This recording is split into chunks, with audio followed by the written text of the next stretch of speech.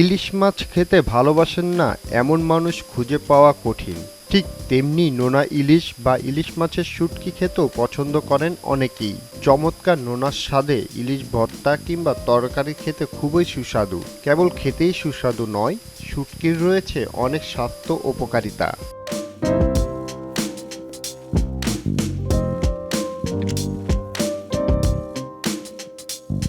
সাম্প্রতিক গবেষণায় জানা গেছে, নিয়মিত শুটকি মাছ খায় এমন ব্যক্তিদের ইনফ্লুয়েঞ্জা, জ্বর, যক্ষ্মা এই অসুখগুলো সহজে হয় না।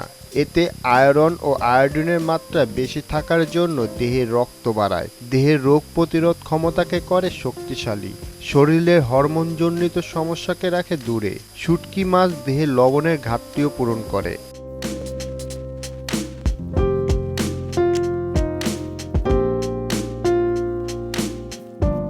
চলুন তবে জেনে নেওয়া যাক লবণ দিয়ে ইলিশ মাছের শুটকি তৈরির পদ্ধতি।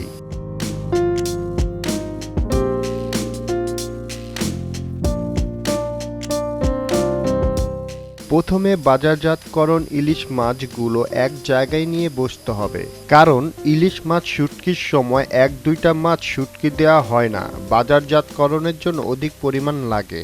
আরেকটি কথা জানা যাক, এই ইলিশ মাছগুলো সব মা ইলিশ এবং ডিমওয়ালা ইলিশ মাছ। বাজারে চাহিদা কম হওয়ায় এবং স্বাদ কম হওয়ায় এগুলোকে শুটকির জন্য প্রক্রিয়াজাত করা হয়।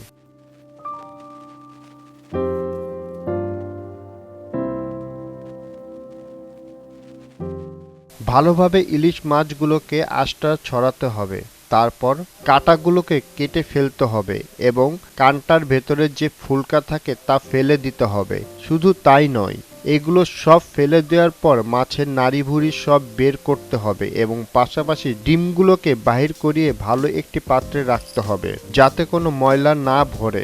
মাছগুলো আলাদা করতে হবে। তারপর প্রতিটা মাছের গায়ে বটি বা দা কিংবা ছুরি দিয়ে মাছের পিঠের অংশগুলো সুন্দরভাবে কাটতে হবে।